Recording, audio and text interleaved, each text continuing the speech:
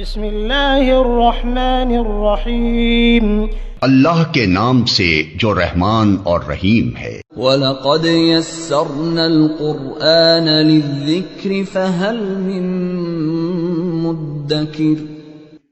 ہم نے اس قرآن کو نصیحت کے لیے آسان ذریعہ بنا دیا ہے، پھر کیا ہے کوئی نصیحت قبول کرنے والا؟ بسم اللہ الرحمن الرحیم۔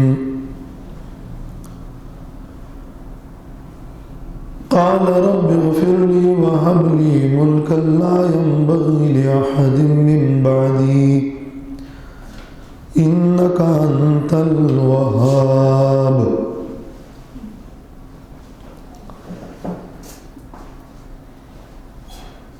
یہ سورۃ صاد کی آیت نمبر 35 ہے۔ سلیمان علیہ السلام نے اللہ تعالیٰ سے رجوع کی اور اللہ کی طرف پلٹے اور دعا یہ کی کہ رب اغفر لی وہب لی ملکا، اے میرے رب میری مغفرت فرما اور مجھے بادشاہی عطا فرما، اور بادشاہی بھی ایسی کہ لا ينبغی لأحد من بعدی، جو مناسب نہ ہو، لائق نہ ہو کسی کے لیے میرے بعد۔ من بعدی کا ایک معنی یہ بھی ہوا ہے کہ من بعدی یعنی میرے سوا اور میرے علاوہ، یہ بادشاہی میرے علاوہ کسی اور کو نہ ملے۔ اور عام معنی یہ ہے کہ من بعدی میرے بعد، میرے زمانے میں یا بعد کے زمانے میں کسی کو بھی نہ ملے۔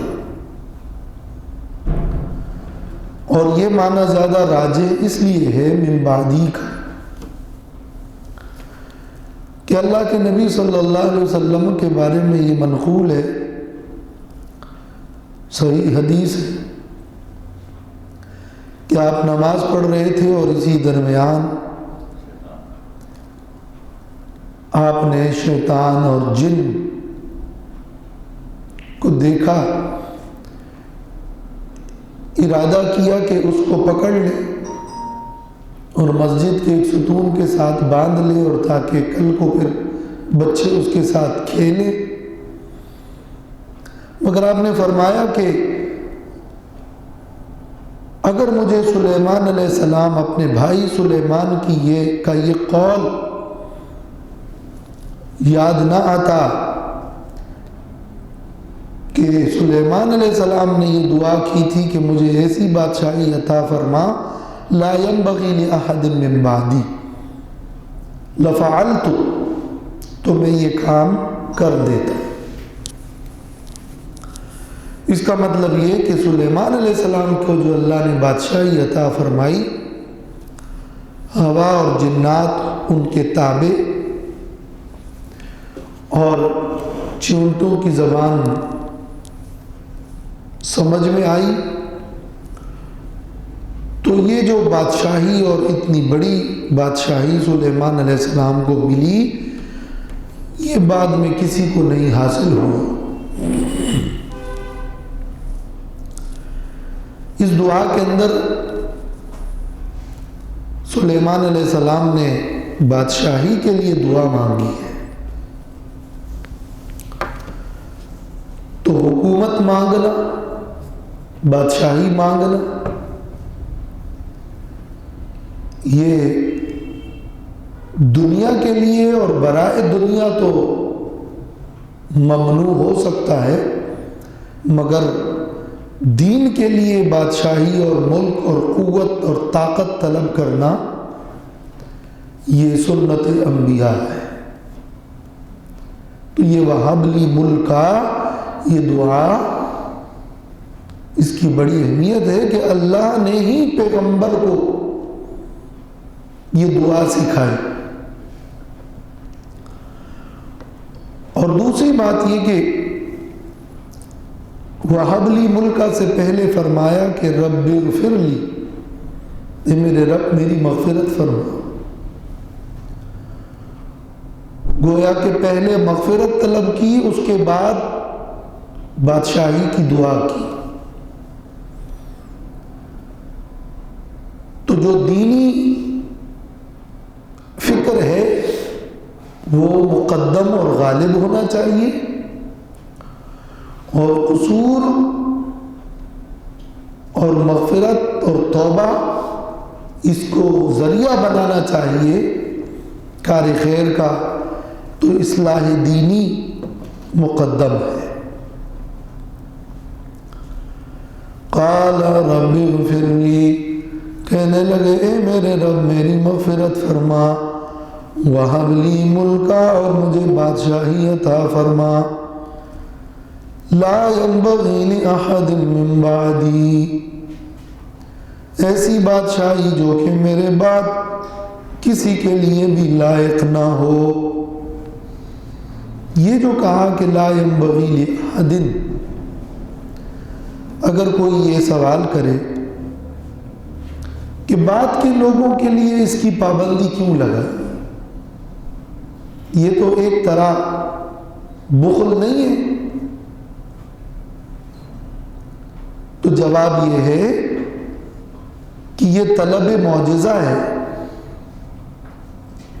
اور جواب یہ ہے کہ یہ دربار الہی میں اپنی خصوصیت کی طلب ہے، یہ دوسروں پر منع کرنے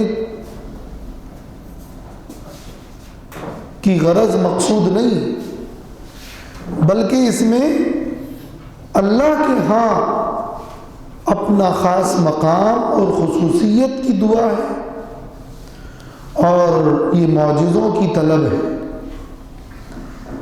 تاکہ لوگ ان کی تصدیق کریں اور یہ ملک اصلاح کا ذریعہ بنے۔ انک انت الوہاب، بے شک تو ہی ہے بخشنے والا۔ یہ گویا کہ اسماء و صفات کے ساتھ وسیلہ ہے۔ اے اللہ ظاہری اسباب تو کوئی نہیں ہے مگر تو ہی بخشنے والا ہے، تو ایسے اسباب فراہم فرما یا غیب سے عطا فرما۔ فَسَخَرْنَا لَهُ الرِّيحَ، تو ہم نے تابع کر دیا ان کے لیے ہوا۔ فَسَخَرْنَا کے اندر یہ جو فا ہے یہ سببیہ بھی ہے اور تعقیب کے لیے بھی ہے، یعنی اس فا کے حرف میں یہ معنی بھی موجود ہے کہ ان کے دعا کی وجہ سے، اور یہ معنی بھی موجود ہے کہ یعنی اس کے بعد، ان کی دعا کے بعد، ان کی دعا کی وجہ سے اللہ رب العالمین نے ان کے لیے ہوا کو مسخر کر دیا۔ تجری بامرہ، جو ہوا چلتی تھی ان کے حکم کے موافق،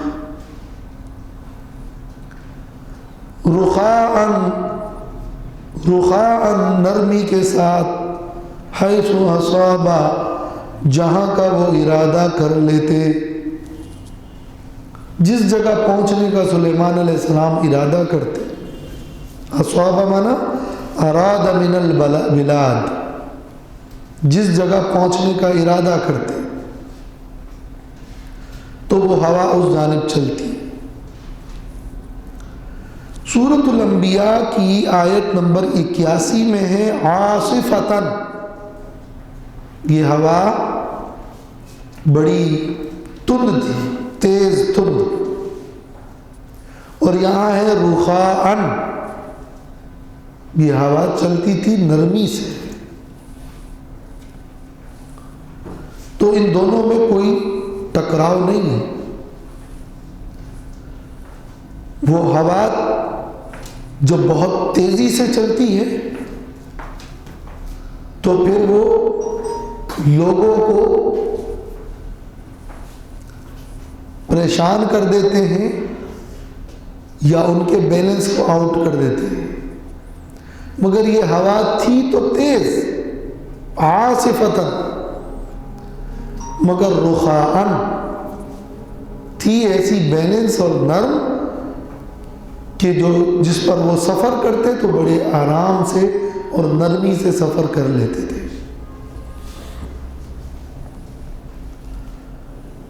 وَالشَّيَاطِينَ كُلَّ بَنَّاءٍ وَغَوَّاصٍ، یعنی وَسَخَّرْنَا الشَّيَاطِينَ، ہم نے تابع کر دیے تھے بڑے بڑے دیو جنات. شیطان سے مراد یہاں ہے دیو جنات. کل بناء، ہر عمارت بنانے والے، وغواص، اور غوطہ خور. بنا ماہر معمار، اور غواص غوطہ خور.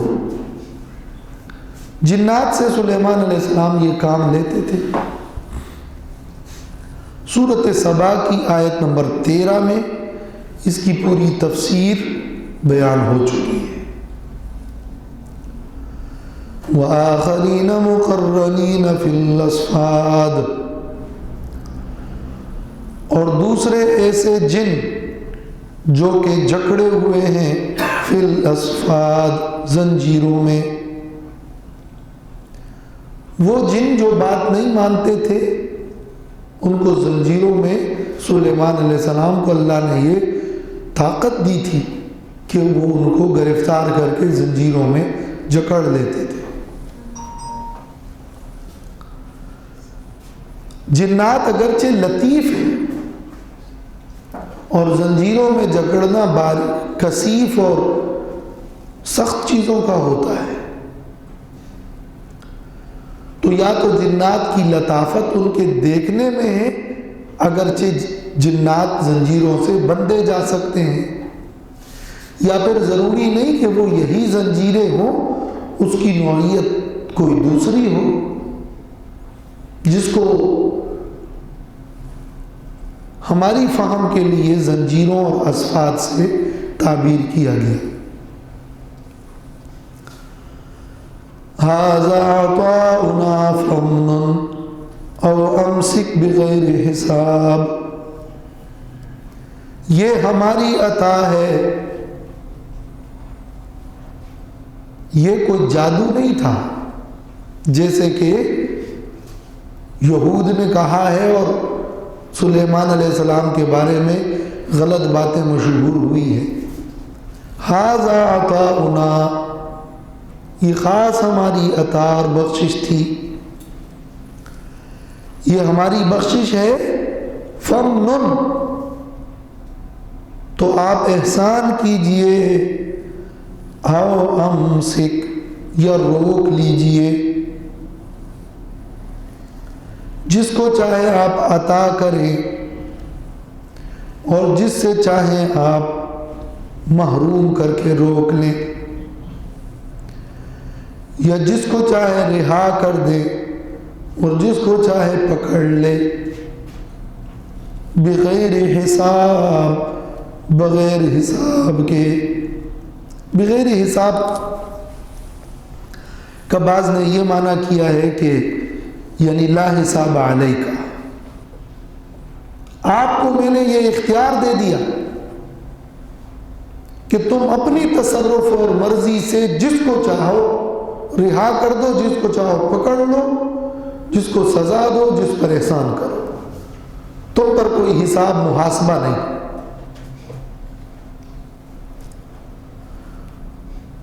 اور یا یہ عطاؤنا کے ساتھ منسلک ہے، یہ ہماری بخشش بے حساب ہے، بغیر حساب. ھذا عطاؤنا بغیر حساب. حضرت داؤد علیہ السلام کا جب ذکر ہوا تو وہاں بھی یہ فرمایا کہ اے داؤد، ہم نے آپ کو خلیفہ بنایا، آپ لوگوں کے درمیان انصاف سے فیصلہ کریں. اور پھر وعید سنائی کہ ان الذین یضلون عن سبیل اللہ لہم عذاب شدید बिमा नसू यौमल हिसाब, हिसाब के दिन को जो जुटलाने की वजह से अजाब शदीद है। उसके मुनासिब तो फिर यही माना है कि ये बेहिसाब मेरी अता है, और अगर ये माना हो कि आप पर हिसाब कोई नहीं है तो ये उसके मुआफिक नहीं है, या ये उससे भी बढ़कर मजीद एहसान कर दिया कि आपको इजाज़त है, इसलिए कि उनका रुतबा इतना आलीशान है कि अब ये इख्तियार अल्लाह ने अपने पैगंबर सुलेमान को दे दिया। मगर पहला वाला मफहूम ज़्यादा सही मालूम होता है, जैसे कि अल्लाह ने ज़ुल्क़रनैन के बारे में ऐसा फरमाया,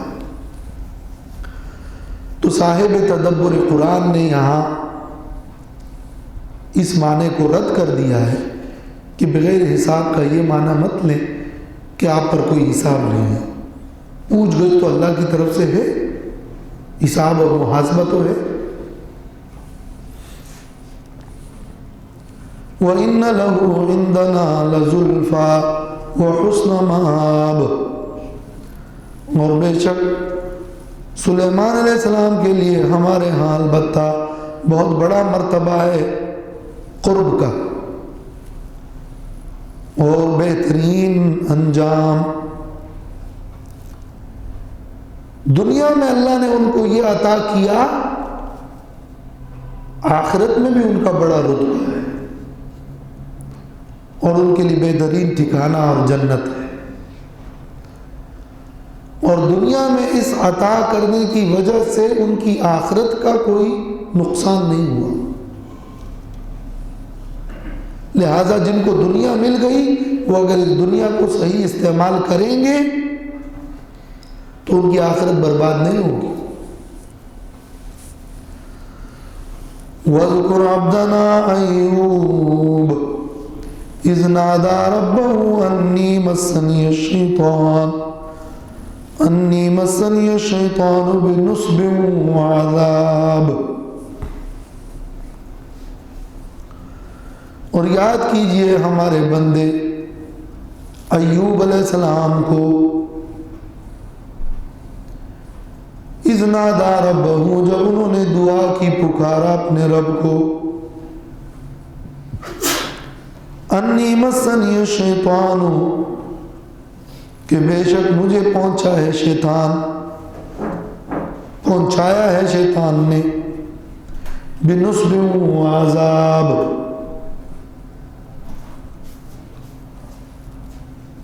तकलीफ और बीमारी। ये सूरत स्वाद इब्तिलाआत और आजमाइशों के बयान में है। अल्लाह ताला ने इस सिलसिले में दाऊद अलैहिस्सलाम का भी जिक्र किया, उनकी तारीफ की, उनकी अब्दियत को बयान किया और उन पर एक आजमाइश हुई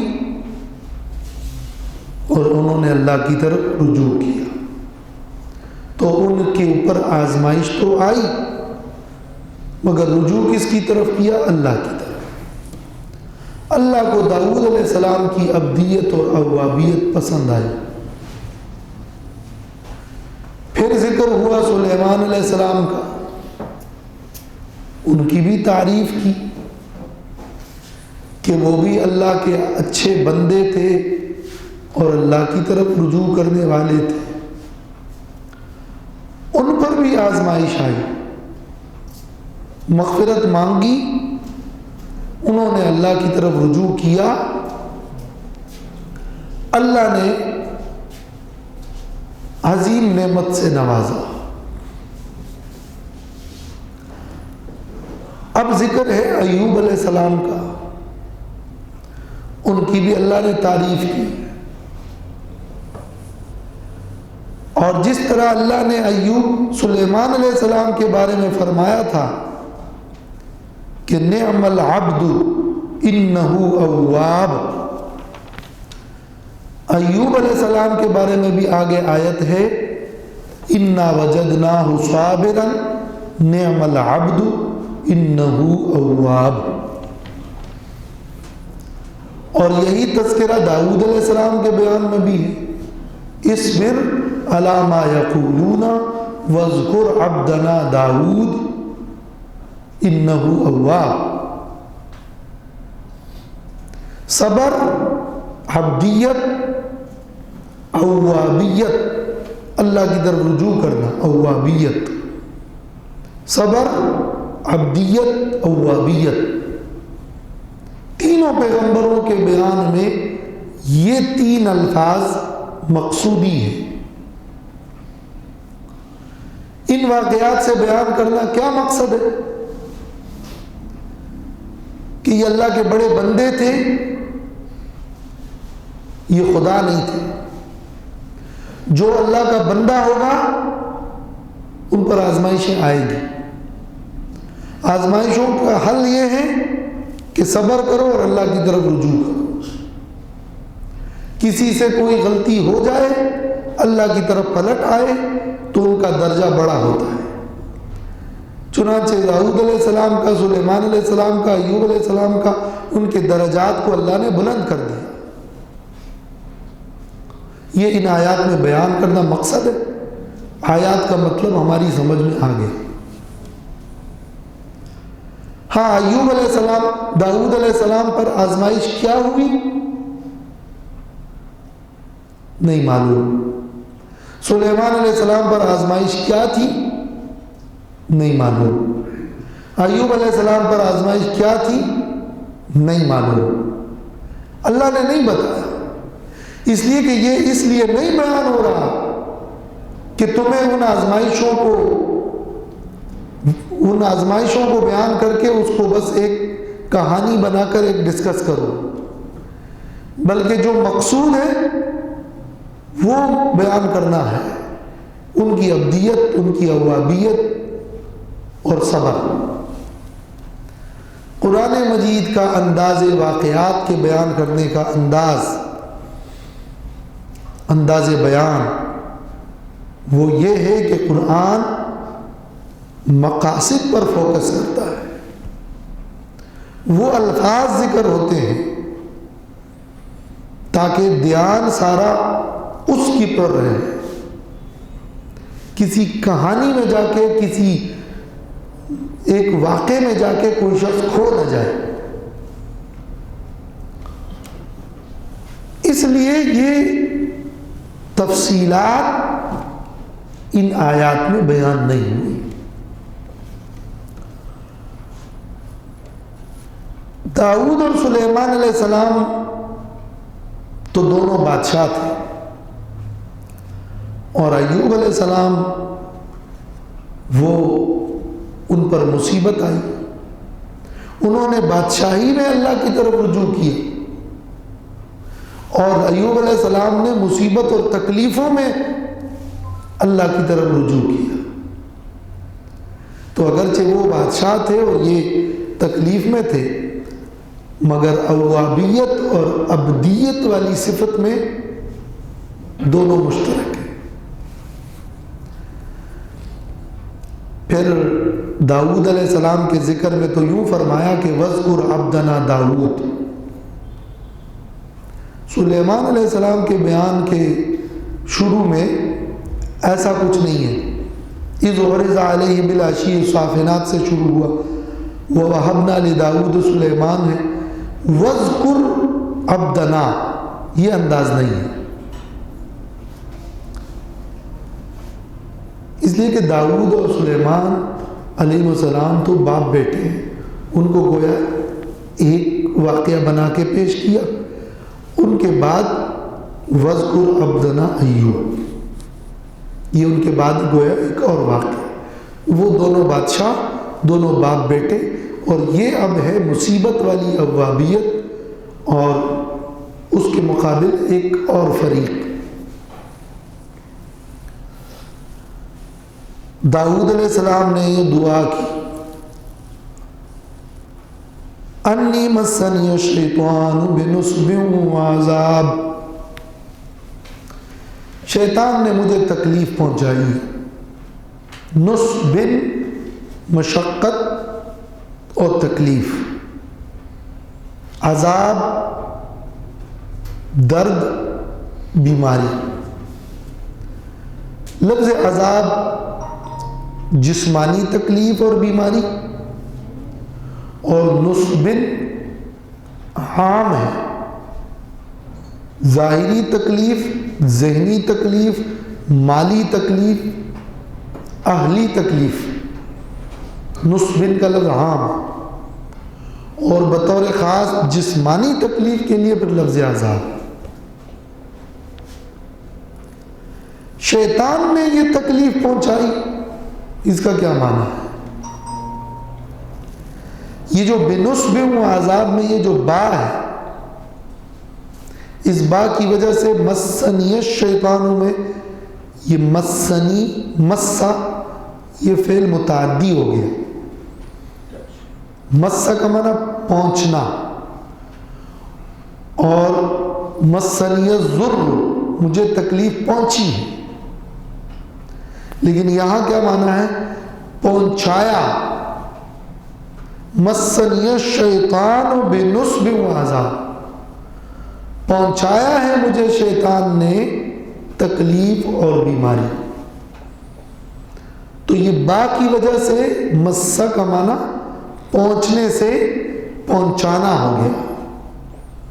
اس کو کہتے ہیں کہ یہ فعل با جو ہے یہ با تعدیہ کے لیے ہے، یعنی اس با نے اس فعل کو متعدی کر دیا، پہنچنا کے بجائے اس مسا کا معنی ہو گیا پہنچانا۔ اور یا یہ جو با ہے یہ با سببیہ ہو، بوجہ، بسببیہ ہو تو پھر معنی با کا کیا ہوتا ہے؟ بوجہ۔ مجھے شیطان پہنچا ہے بوجہ تکلیف اور بیماری کے، یا مجھے شیطان نے وسوسے پہنچائے ہیں بوجہ تکلیف اور بیماری کے۔ میں بیمار ہوں، مجھے تکلیف ہے، تو شیطان اس وجہ سے میرے دل میں یا لوگوں کے دلوں میں وسوسے ڈالتا رہتا ہے، جس سے مجھے تکلیف پہنچتی ہے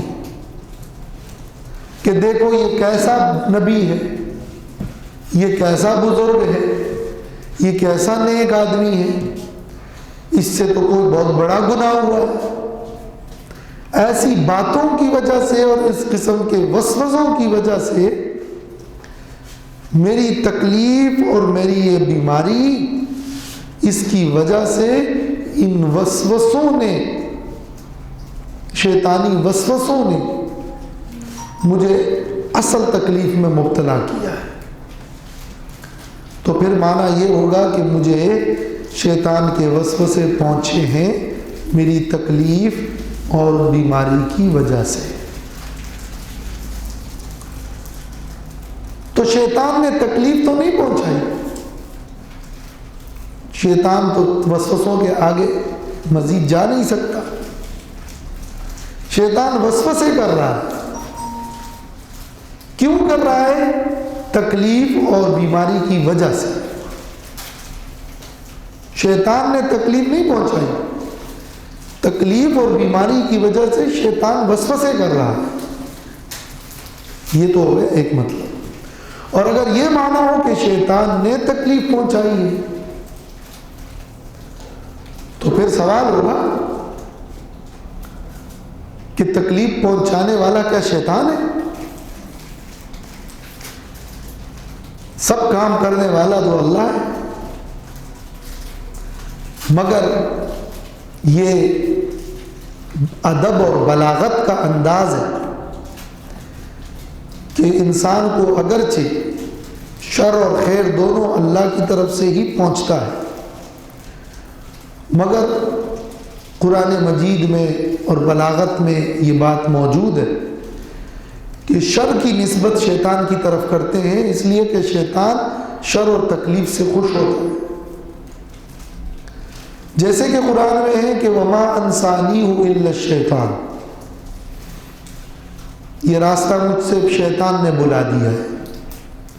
تو بلایا تو شیطان نے نہیں تھا، مگر شیطان اس پہ خوش ہو گیا تو نسبت شیطان کی طرف کر دی. یا جمائی جو ہے وہ شیطان کی طرف سے ہے، اس لیے کہ جمائی سے سستی ہوتی ہے جس سے شیطان خوش ہوتا ہے.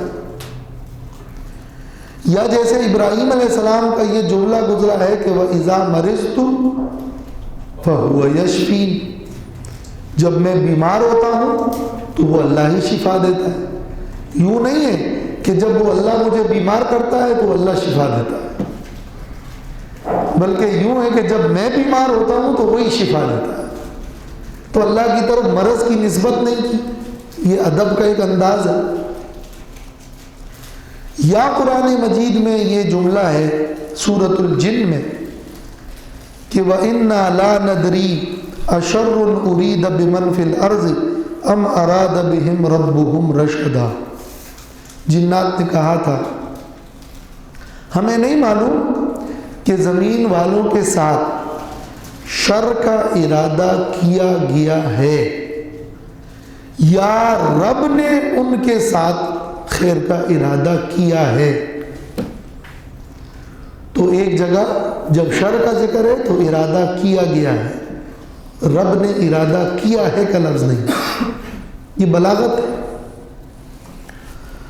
تو یہ شیطان کی طرف جو نسبت ہے یہ اس لیے ہے کہ یہ ایوب علیہ السلام نے دعا میں پکار میں یہ بلیغ انداز اختیار کیا.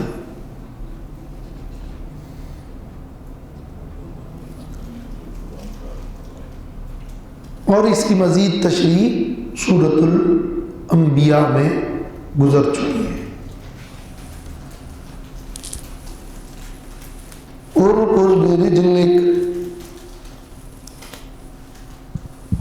ارکض اپنے پاؤں کو ماریے، اپنے پاؤں سے پاؤں کے ذریعے ماریے زمین کو، برجلی کا اپنے پاؤں کے ذریعے.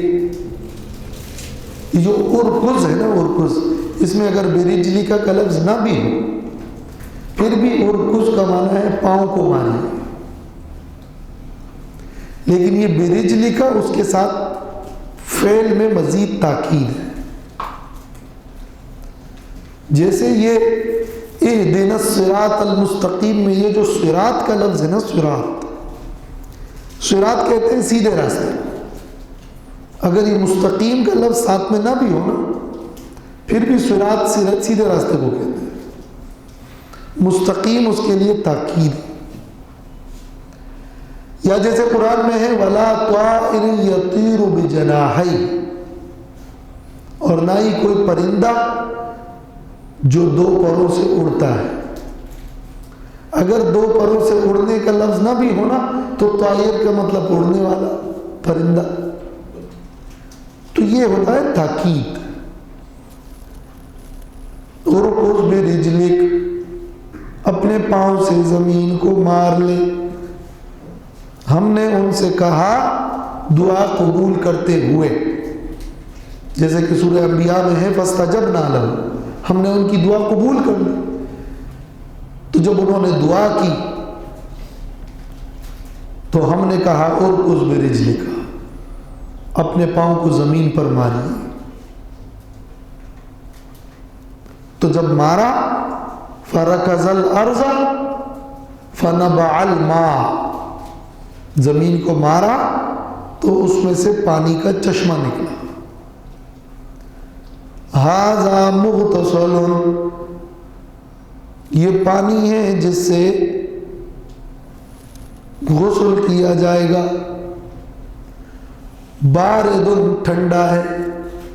وشراب، اور پینے کے لیے ہے. مغتسل یعنی ماء مغتسل بہ، یہ اس میں مفعول ہے. بعض نے کہا یہ مصدر میمی ہے. نہانے کی جگہ مراد نہیں ہے، یہ پانی ہے نہانے کے لیے. اور بارد ٹھنڈا ہے. وہ شراب اور پینے کے لیے. پانی تو ہوتا پینے کے لیے ہے، یہ تو ایک معلوم سی صفت ہے، مگر چونکہ یہ شرابن کے اندر اور مغتسلن کے اندر، باردن کے اندر یہ جو تنوین ہے، اس کو کہتے ہیں تنوین برائے تعظیم. یہ نہانا، یہ ٹھنڈا ہونا، یہ پینا، یہ عام پانی نہیں ہے، یہ ایک خاص معجزاتی پانی ہے جس سے اللہ نے حضرت ایوب کو شفا دی. تو یہ عظیم پانی ہے، اس لیے اس کا ذکر بطور خاص کیا جا رہا ہے.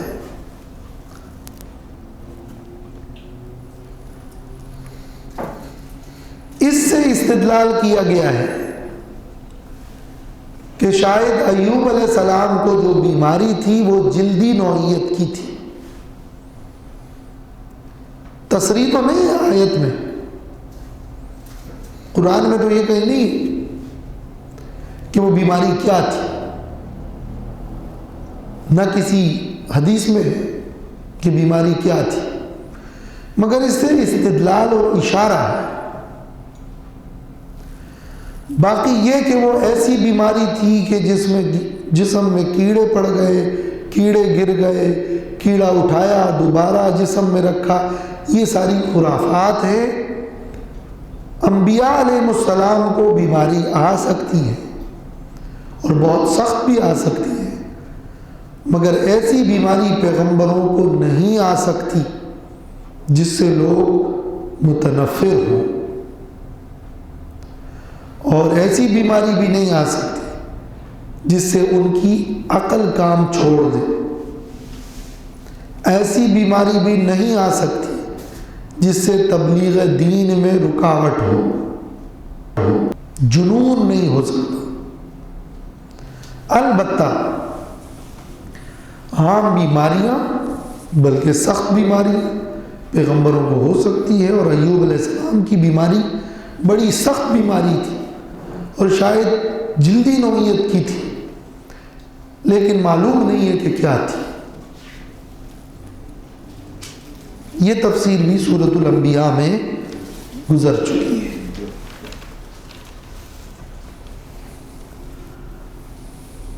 وَوَهَبْنَا لَهُ أَهْلَهُ وَمِثْلَهُمْ مَعَهُمْ، اور ہم نے بخش دیا ان کو ان کا اہل، ان کا کنبہ، وَمِثْلَهُمْ مَعَهُمْ، اور ان کے مثل ان کے ساتھ اور بھی تعداد میں. ہم نے ان کے اہل و عیال ان کو عطا کر دیے. عطا کر دیے کیا معنی ہے؟ بعض کہتے ہیں عطا کر دے کا معنی یہ ہے کہ وہ جو اہل و عیال ان کے مر گئے تھے سارے زندہ ہو گئے، مگر اس کے لیے بڑی ٹھوس ثبوت ہونی چاہیے. یہاں ان کے اہل و عیال مر گئے تھے کا ذکر ہی نہیں ہے کہیں. پہلے تو ان کی موت ثابت ہو جائے کہ اہل مر گئے تھے، پھر ان کی زندگی ثابت ہو. کیا پتہ اہل و عیال ان کے دائیں بائیں تتر بتر ہو گئے ہوں، ہم نے عطا کر دیے تو وہ واپس آ گئے، یا ہم نے ان کو اہل اور اولاد عطا کر دی، یعنی ان کے لیے اور اہل و عیال عطا کیے، اور پہلے جتنے تھے ان سے بھی دگنے عطا کیے. اور ان سے دگنے یہ معنی بھی ہو سکتا ہے کہ ان کی اولاد الاولاد عطا کر دی.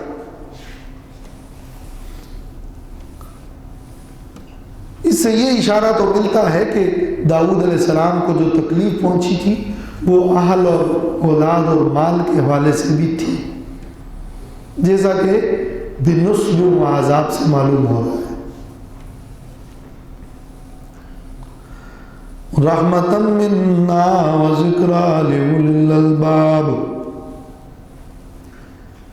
یہ ہماری رحمت تھی. یہ اہل ہماری طرف سے رحمت تھی، یعنی ہماری نعمت تھی، یا یہ جو اہل ملا یہ میری رحمت کی وجہ سے، یعنی یہ رحمتن جو ہے یہ تو اہل کی صفت ہے، تو پھر یہ مخلوق رحمت اور نعمت ہے، اور یا یہ رحمتن اللہ کی رحمت مراد ہے تو وہ پھر صفت اللہ کے لیے ہے، میری رحمت کی وجہ سے۔ وَذِكْرَى لِأُولِي الْأَلْبَابِ، اور نصیحت عقل والوں کے لیے۔ یہ جو اللہ نے ایوب علیہ السلام کو اہل عطا کیا یہ میری خاص رحمت تھی، اور عام عقل مندوں کے لیے عام نصیحت ہے، ان کے لیے خاص رحمت ہے اور عقل مندوں کے لیے عام نصیحت ہے، اور اس میں اشارہ ہے کہ اللہ تعالیٰ ہی مختار اور متصرف ہے، اور ایوب علیہ السلام اتنے عظیم اور نیک بندے ہوتے ہوئے بھی اللہ کی رحمت کے محتاج تھے۔ وَخُذْ بِيَدِكَ ضِغْثًا فَاضْرِب بِّهِ وَلَا تَحْنَثْ، اور ہم نے یہ بھی کہا ایوب علیہ السلام سے کہ پکڑ لیجئے اپنے ہاتھ میں ضغثاً، ایک مٹھا تنکوں کا، ایک جاڑو، فَاضْرِب بِّهِ، تو اس کے ذریعے سے مار، وَلَا تَحْنَثْ، اور اپنی قسم کو مت توڑ۔ تین جملے ہیں، جاڑو لے لے، اس کے ذریعے سے مار لے، اور اپنی قسم مت توڑے۔ یہ معلوم ہو گیا کہ ایوب علیہ السلام نے کوئی قسم کھائی تھی، تو اللہ نے فرمایا ہے کہ وہ قسم مت توڑو، یہ تو معلوم ہو گیا۔ وہ قسم کسی کو مارنے کی قسم تھی، فَاضْرِب بِّهِ، یہ بھی معلوم ہو گیا، اور یہ بھی کہ وہ مارنا بڑا سخت مارنا تھا، مگر اللہ نے فرمایا کہ ایک جاڑو اور تنکوں کا مٹھا لے کر مار اور آپ کی قسم پوری ہو گئی، تو معاملہ آسان ہو گیا۔ اب یہ بھی وہی من جملہ اسی طرح کی آزمائش اور آیات میں سے ہے جو حضرت داؤد اور سلیمان علیہ السلام کے حوالے سے گزری،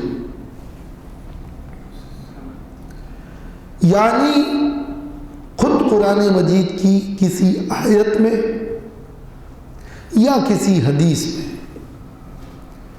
یہ تفصیل نبی معصوم صلی اللہ علیہ وسلم سے مروی نہیں ہے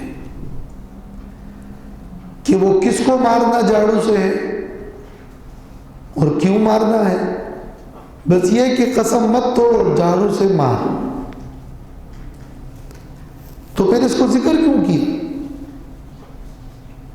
اور اس میں ہمارے لیے کیا سبق ہے جب یہ تفصیل حدیث میں نہیں ہے اور آیت سے معلوم نہیں ہو رہا،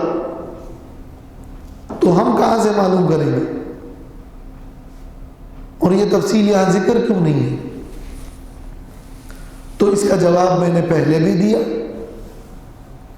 کہ ان واقعات میں ذکر کرنا مقصود ہے کہ ان انبیاء نے صبر کیا، نیک بندے تھے، آزمائشیں آئی، اللہ کی طرف رجوع کیا، ان کا درجہ بلند ہوا۔ تو ایوب علیہ السلام پر بھی آزمائش آئی، دعا کی، اللہ نے مزید عطا فرمایا، اور مزید احسان و اکرام کے لیے یہ بھی فرمایا کہ اگرچہ آپ نے قسم کھائی ہے جو اس پر عمل سخت ہے، مگر آپ کے لیے میں نرم کر دیتا ہوں، آپ صرف جاڑو ماریے اور آپ کی قسم پوری ہو گئی، اور آپ اپنی قسم کو مت توڑیں۔ اللہ نے ایوب علیہ السلام پر یہ آسانی کر دی، جیسے اللہ نے سلیمان علیہ السلام کے لیے آسانی کر دی کہ مغفرت کر دی اور بادشاہی دے دی اور ہوا اور جنات کو تابع کر دیا، تو اسی طرح ان کے لیے آسانی کر دی کہ آپ قسم مت توڑیں اور آپ کی قسم پر عمل کا یہ طریقہ ہے اور یہ اس کا مخرج ہے اور آپ کے لیے آسانی ہو گئی۔ بس آیت کا مطلب ہماری سمجھ میں اتنا آ گیا، آیت حل، یعنی آیت کا مقصود حل ہو گیا۔ یہ آیت نہ تو قسم کے مسائل بیان کرنے کے لیے نازل ہوئی ہے، نہ اس میں سے اس قسم کے مسائل اخذ کرنا مقصود ہے، نہ اس قسم کی نوعیت بیان کرنا اس آیت میں مقصود ہے، لہٰذا اس کی کوئی تفصیل اس آیت میں بھی نہیں ہے اور نبی معصوم سے بھی نہیں ہے۔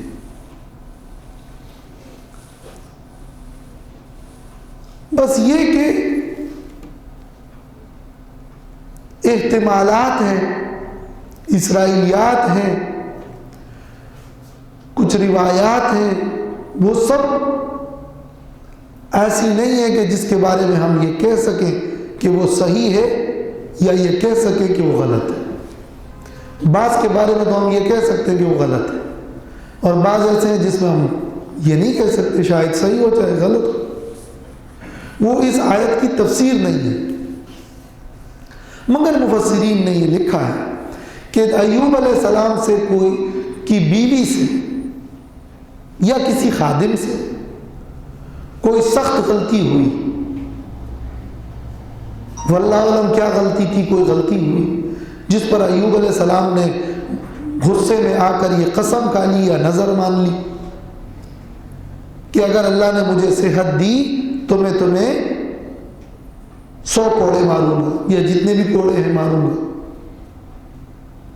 تو اللہ نے صحت دے دی، دعا کی اور صحت دے دی۔ تو اب ایوب علیہ السلام کو یہ فکر لاحق ہوئی کہ قسم تو اب میں نے پوری کرنی ہے، اور جس بیوی اور خادم نے ان کی خدمت کی تھی ان کو کوڑے مارنا